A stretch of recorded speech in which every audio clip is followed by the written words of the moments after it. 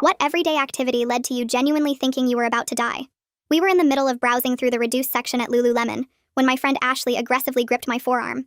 Don't make it obvious, but is the guy behind you following us? Naturally, I whipped my head around to look and saw a man in a gray hoodie by the store entrance, body angled toward us. We saw him earlier by the restrooms where he was just scrolling his phone, then again at the food court where he was sitting alone.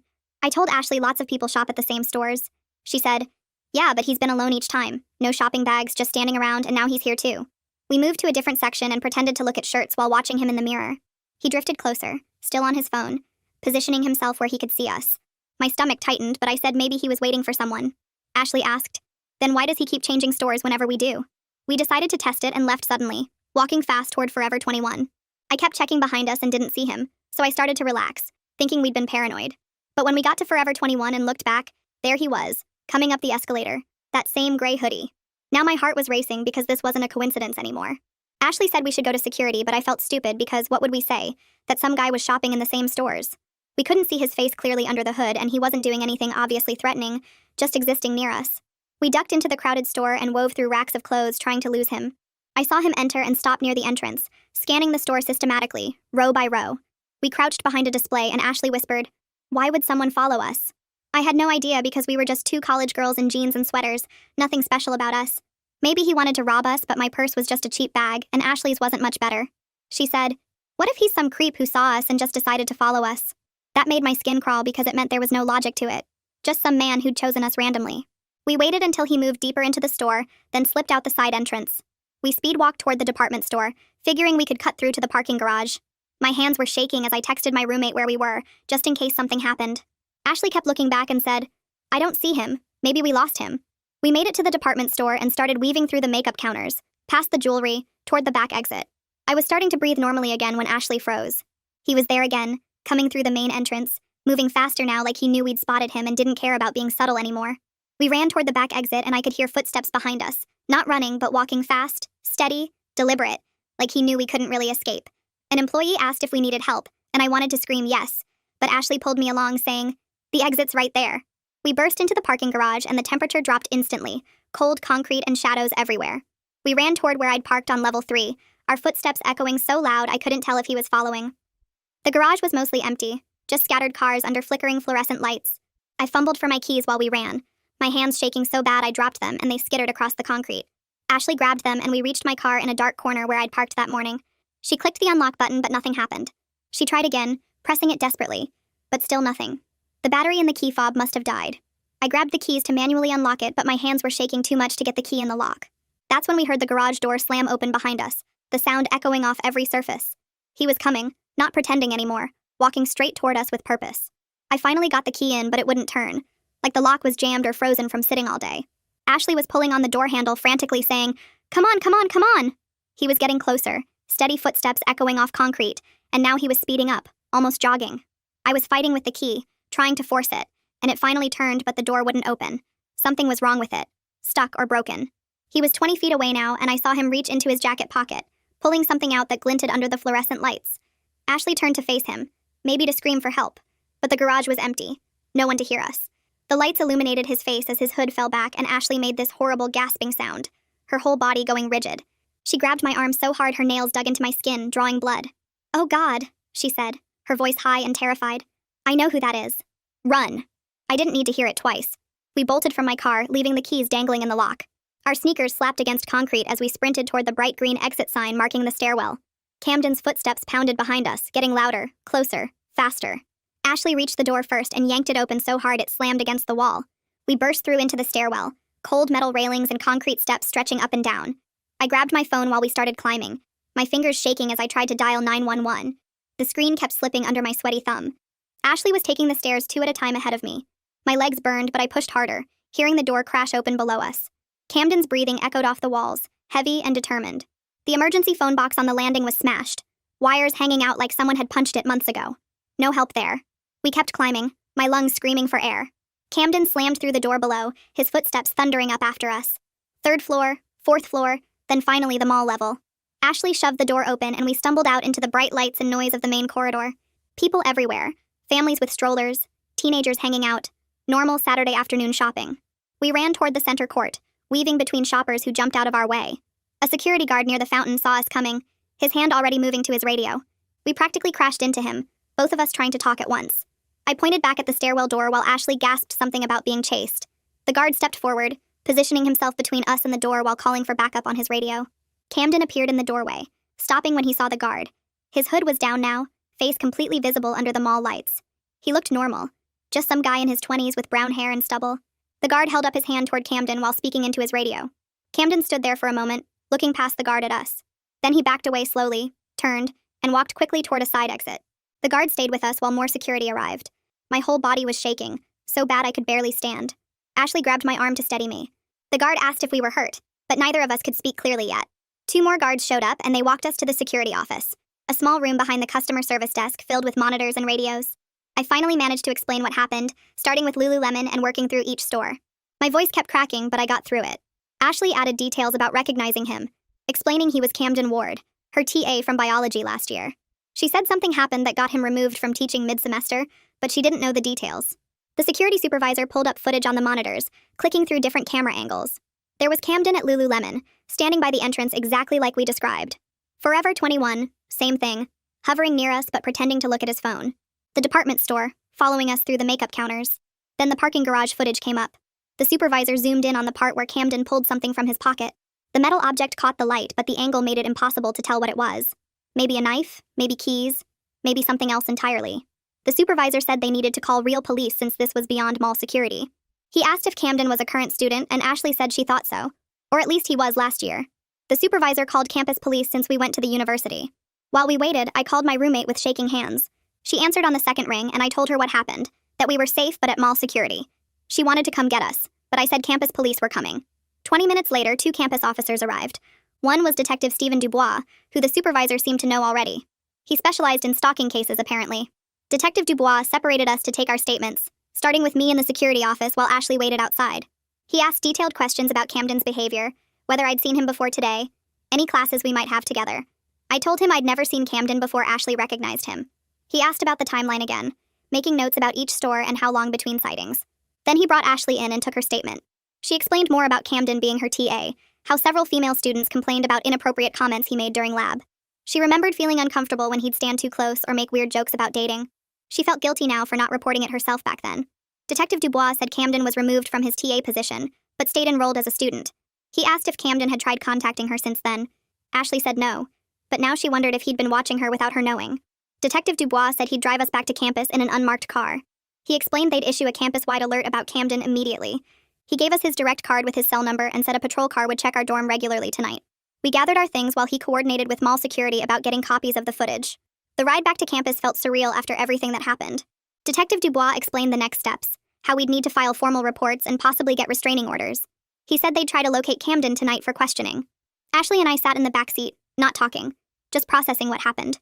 My car was still at the mall with the keys in the lock, but that seemed like the least important thing right now. Back at our dorm, Ashley's roommate Bernadette Adams was already waiting with the electric kettle plugged in and 2 fleece blankets draped over her arms. She pulled us both inside and locked the door behind us, sliding the chain lock too before handing us mugs of chamomile tea that burned my fingers through the ceramic. My hands were still shaking, so bad I had to set it down on the desk before I dropped it. Bernadette wrapped the blanket around my shoulders while Ashley collapsed on her bed, staring at the ceiling with her shoes still on. We stayed up until 4 in the morning, Bernadette refilling our tea and bringing graham crackers from her snack drawer, while we went over every detail again and again. I kept checking my phone expecting Camden to somehow text me even though he didn't have my number. Ashley pulled her laptop out and started searching for Camden's social media profiles, finding his Facebook that hadn't been updated in months. The profile picture showed him smiling at some campus event, looking completely normal, not like someone who would follow girls through a mall. Bernadette sat between us on the floor, rubbing Ashley's back when she started crying about how she should have reported him last year when he made those weird comments in lab. None of us slept even after we ran out of things to say, just sat there watching the door and jumping at every sound in the hallway. The next morning my alarm went off for my 8 a.m. class, but I couldn't imagine sitting in a lecture hall pretending everything was normal. Ashley called the Title IX office while I showered, the hot water not helping the exhaustion that made my whole body feel heavy. When I got out, she handed me the phone saying Rosalind English could see us at 10. We walked to the administration building together, Ashley gripping my arm the whole way, both of us scanning every face we passed. The Title IX office was on the 3rd floor, a small room with motivational posters and a box of tissues on every surface. Rosalind English was younger than I expected, maybe early 30s, with kind eyes behind thick glasses. She had our names already written on a legal pad and gestured for us to sit in the chairs across from her desk. She explained that Detective Dubois had already called her about our situation, and they were treating it as highest priority. She pulled out a packet of forms, explaining I could request an emergency room change today if I wanted. They had spaces available in the newer dorms across campus. The idea of packing everything and moving felt overwhelming, but so did staying in my current room where Camden might know the location. She said I didn't have to decide immediately, but the option was there anytime. Then she explained the campus escort service, how someone from security would walk me to and from classes, wait outside during lectures, and make sure I got back safely. It felt excessive but also necessary because I couldn't stop picturing Camden waiting outside my classroom. I told her I'd stay in my current room for now, but definitely wanted the escort service. She made a call right there, arranging for someone to meet me after our meeting to walk me to my noon class. Then she wrote down another name and number on a sticky note, saying Marlena Pearson was the campus counselor who specialized in stalking and harassment cases. She could see me as soon as tomorrow if I wanted, which I did because I could already feel the panic building in my chest just sitting still. Ashley asked about her own safety, and Rosalind arranged an escort for her too, saying they'd rather be overcautious than risk anything. We left with folders full of resources and phone numbers, meeting our escorts in the lobby, 2 campus security officers who looked barely older than us. Mine was named Tyler, and he walked me to my dorm to get my books, then to my economics class, standing outside the door the whole time. I couldn't focus on the lecture at all, just kept watching the door and checking my phone for updates from Detective Dubois. After class, Tyler walked me to the dining hall where I met Ashley and her escort, neither of us eating much of our sandwiches. That afternoon, Detective Dubois called while we were back in my room, saying they needed us to come retrieve my car from the mall with a mechanic present. A campus security SUV picked us up an hour later, driving us back to that same parking garage that now looked even darker in the afternoon light. My car was exactly where we'd left it, the keys still hanging from the driver's door lock. The mechanic, an older man in coveralls, examined the lock carefully with a flashlight, then called Detective Dubois over. He showed him scratches and tool marks around the keyhole, evidence that someone had jammed something inside to prevent it from working. The mechanic had to disassemble part of the door panel to fix it, pulling out tiny metal shavings that Camden must have inserted somehow. Detective Dubois bagged them as evidence while I stood there realizing Camden had planned this, had tampered with my car while we shopped, trapping us in that garage on purpose. The mechanic replaced the lock cylinder and tested it several times before declaring it fixed, but I still felt sick driving it back to campus with the security SUV following behind. That evening, Detective Dubois called again with an update that made my stomach drop. Camden hadn't been at his apartment when they went to question him. His roommate said he hadn't seen him since yesterday morning. They'd flagged his car and put out alerts, but he was technically still a free person since no arrest warrant had been issued yet. Even worse, his student ID still worked for some campus buildings, because he'd been a grad student last semester, and the system hadn't been updated. Dubois said they were fixing that immediately, but it meant Camden could have been on campus any time in the past few months without anyone knowing. I hung up and immediately started typing emails to my 3 professors, attaching the case number Detective Dubois had given me. My hands kept making typos as I explained I needed extensions on assignments due to a serious safety incident, trying to sound professional when really I wanted to scream that I was too scared to think about calculus problems. Within an hour, all 3 had responded with variations of concern and flexibility, saying to take whatever time I needed, but the guilt still sat heavy in my chest. 2 days passed before I finally called my parents, putting it off because I knew how they'd react. My mom answered on the second ring, and I got through maybe 3 sentences before she started crying, then yelling for my dad, then saying they were driving up immediately. They made the 3-hour drive in 2.5 hours, arriving with bags from Home Depot full of door reinforcement locks, window alarms, and 3 cans of pepper spray. My dad installed extra locks while my mom sat on my bed trying not to cry, saying over and over that I should come home, take a semester off, transfer somewhere else. I kept saying no, that I wouldn't let Camden take this away from me too, even though part of me wanted nothing more than to hide in my childhood bedroom.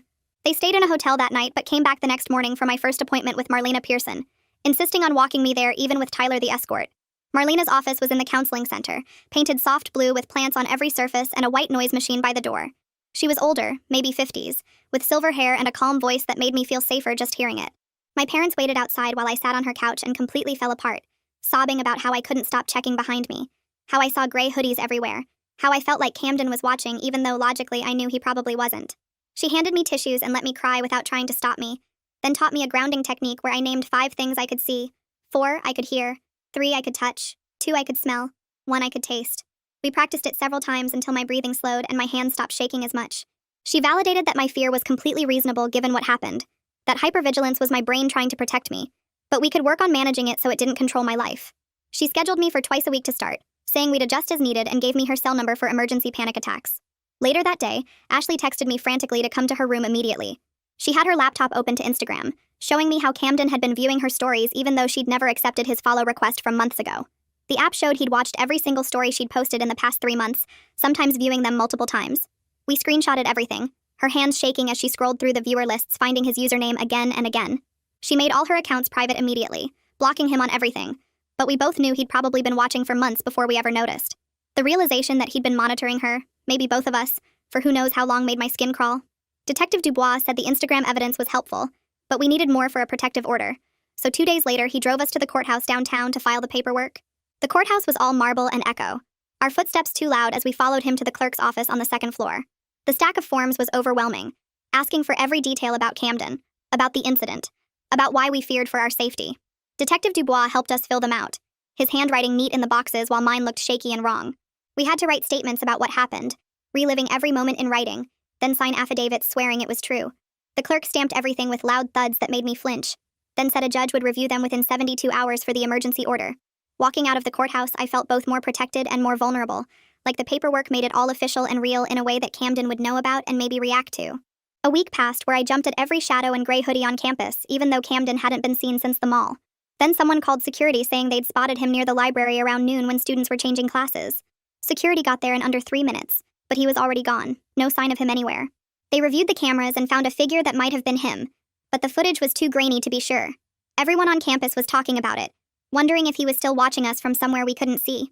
That same afternoon, Detective Dubois called with news that made my stomach drop even more. Dan Fulton, who'd been Camden's roommate last year, had gone through some old boxes in storage and found notebooks Camden left behind. Dan brought them straight to the police station after reading just a few pages because they were that disturbing. The notebooks had detailed notes about female students from the biology class where Camden was a TA. There were pages about Ashley, about her schedule, what she wore, where she sat in class, who she talked to. My name appeared too, even though I'd never taken that class, which meant he'd been watching Ashley and noticed me with her. Dan said there were drawings too, sketches of Ashley from different angles like Camden had been studying her. Detective Dubois said the notebooks were exactly the kind of evidence they needed to build a stronger case. 2 days later, we met Joan Underwood from the district attorney's office in a small conference room downtown. She was younger than I expected, maybe early 30s, with neat brown hair and a firm handshake. She spread out copies of the security footage, the police reports, photos of my tampered car lock, and excerpts from Camden's notebooks. She explained that with all this evidence combined, they had a solid felony stalking case that could put Camden away for real time. Joan walked us through what would happen next, the legal process, what we might have to testify about if it went to trial. Ashley asked if we'd have to be in the same room as Camden, and Joan said yes, but there would be guards and protective measures. The thought of seeing him again made me want to throw up, but Joan said most cases ended in plea deals.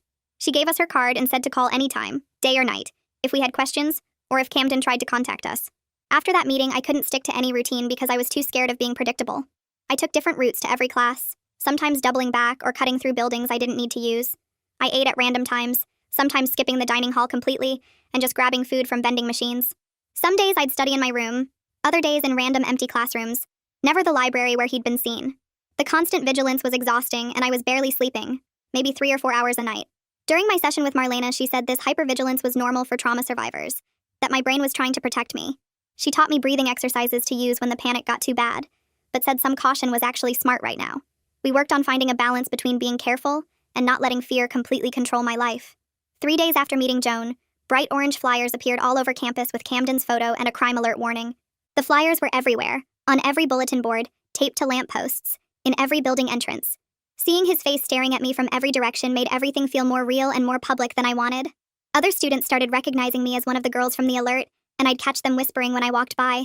Some people were supportive, but others acted like I was contagious, like Camden might come after them if they got too close to me. Ashley was dealing with the same thing, and we started eating together more just to avoid sitting alone while people stared. Marlena had recommended a support group for stalking survivors that met Thursday evenings in the counseling center basement.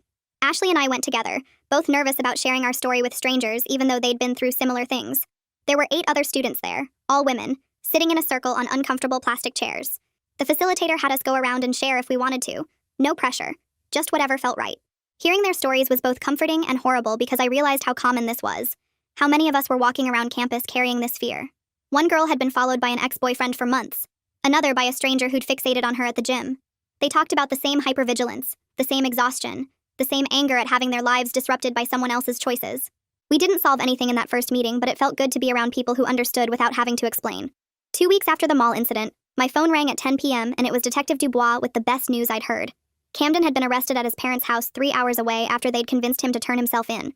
He was in custody at the county jail awaiting a bail hearing scheduled for 2 days later. I called Ashley immediately and we both cried from relief, even though we knew this wasn't over yet.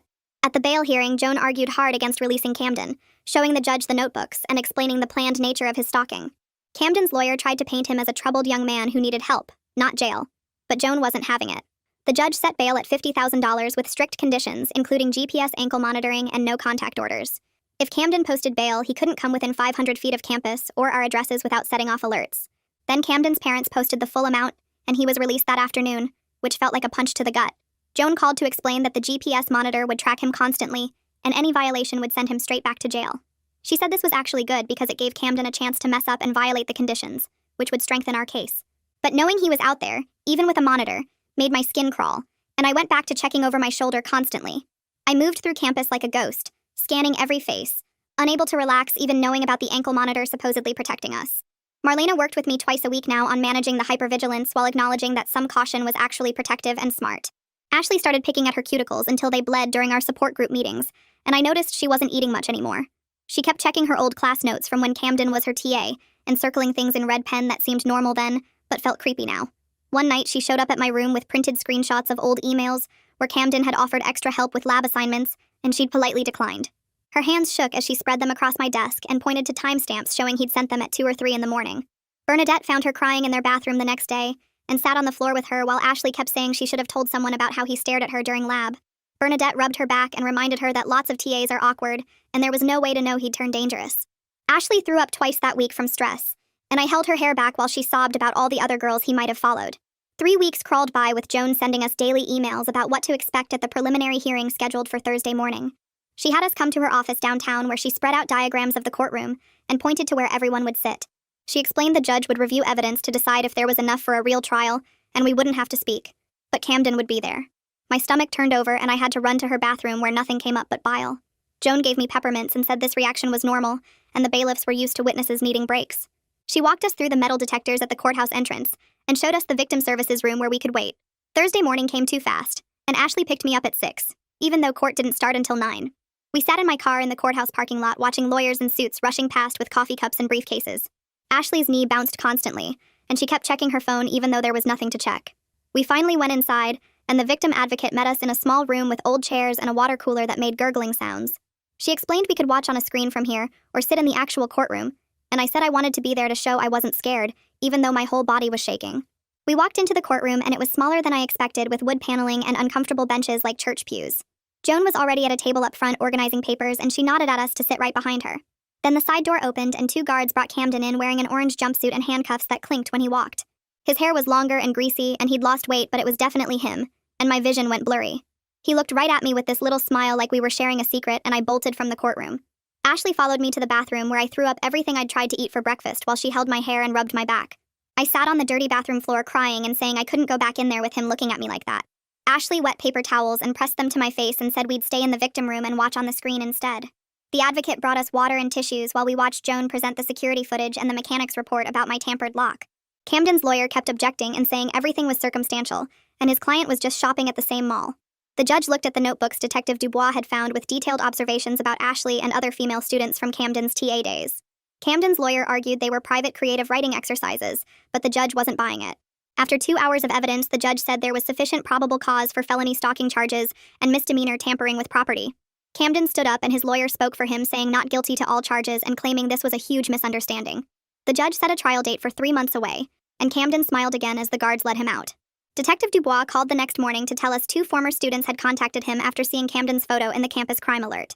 He came to campus to meet with us and explained that both women described similar patterns from when Camden was their TA 2 years ago. One said he showed up at her gym repeatedly and always picked the treadmill right behind her. The other found him sitting in his car outside her apartment building multiple times, and he claimed he was visiting a friend. Neither had reported it officially because they graduated soon after, but they wanted to help our case now. Detective Dubois said this established a clear pattern that would strengthen the prosecution, and Joan was already contacting both women. I met with Marlena 3 times a week now to prepare emotionally for testifying at trial, even though it was months away. She had me practice sitting in a chair facing another empty chair and pretending Camden was there while I described what happened. My hands shook so bad the first time that I couldn't hold the water cup and it spilled everywhere. She taught me to press my feet flat on the floor and focus on that sensation when the panic started rising. We practiced box breathing where I inhaled for 4 counts and held for 4 and exhaled for 4 and held for 4. She had me write out my whole testimony and read it over and over until the words stopped making me cry. 1 month before the trial date, Joan called with news that made me actually smile for the first time in weeks. Camden had driven past the campus boundary, and his GPS ankle monitor had immediately alerted the authorities.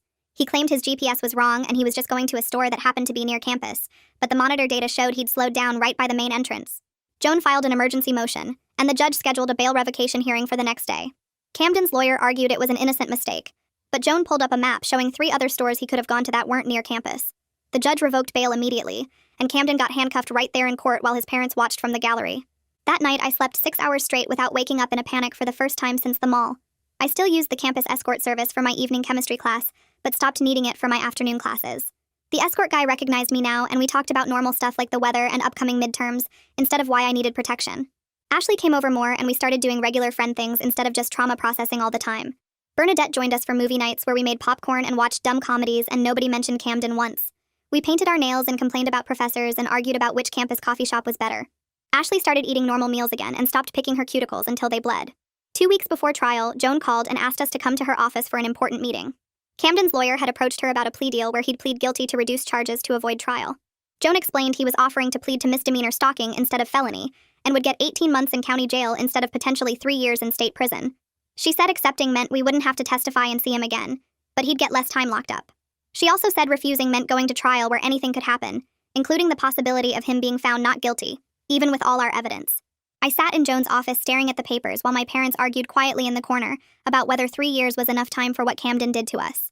Ashley's mom kept rubbing her back while Ashley picked at her cuticles until I grabbed her hand to make her stop. Joan gave us 48 hours to decide and said she'd support whatever choice we made, but reminded us that trials can go wrong even with strong evidence. That night, I called Marlena from my dorm room, and she walked me through the pros and cons while I paced back and forth wearing a path in the cheap carpet. My roommate brought me tea and sat with me while I made lists of reasons to accept or reject the deal, crossing things out and rewriting them until the paper was covered in ink. Ashley came over the next morning with dark circles under her eyes, and we sat on my bed comparing our lists, which were almost identical. We both wanted him locked up for sure rather than risk him walking free after a trial. Our families met at a coffee shop near campus, and after 2 hours of discussion, everyone agreed that certainty was better than gambling on a jury. Joan filed the paperwork that afternoon, and the plea hearing was scheduled for the following week. Camden stood in his orange jumpsuit and answered yes when the judge asked if he understood he was pleading guilty to felony stalking. The judge accepted the plea and scheduled sentencing for 3 weeks later, which meant we had time to prepare our victim impact statements. Marlena helped me write mine, sitting with me through multiple drafts as I tried to find words for how Camden's actions had stolen my sense of safety. The sentencing day arrived, and the courtroom was packed with other students who'd come forward after Camden's arrest. I stood at the podium with my typed pages shaking in my hands, but forced myself to look directly at Camden while I read. I described the nightmares and the panic attacks and how I couldn't walk alone anywhere without checking behind me constantly. Ashley went next, and her voice broke when she talked about the guilt of not recognizing him sooner at the mall. Camden's lawyer asked for minimum sentencing, but the judge gave him the full 3 years with possibility of parole after 18 months. They led Camden away in handcuffs, and I felt my shoulders drop like I'd been holding them tight for months. With the legal stuff finally over, I threw myself into catching up on all the schoolwork I'd missed during the court proceedings. My chemistry professor let me retake 2 exams I'd failed while dealing with the trauma, and I studied harder than I'd ever studied before. My literature professor accepted late essays without penalty after I explained the situation and showed her the court documents. I spent entire weekends in the library making up for lost time, surrounded by textbooks and energy drinks, and determination to not let Camden ruin my academic future. By finals week, I'd caught up completely, and even pulled ahead in 2 classes, which felt like climbing a mountain. The Dean's List posting came out in January, and seeing my name on it made me cry in the middle of the student center.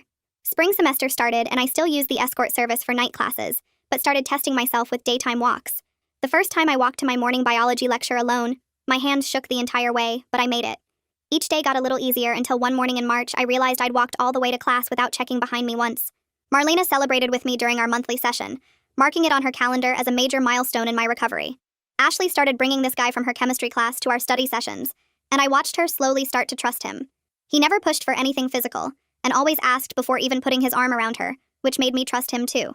By April, they were officially dating, and she seemed genuinely happy for the first time since the mall.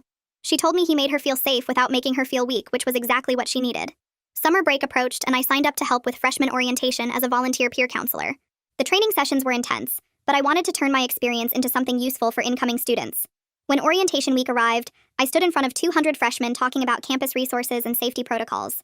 I kept it practical, explaining the escort service and emergency phones and counseling center without mentioning my personal story directly.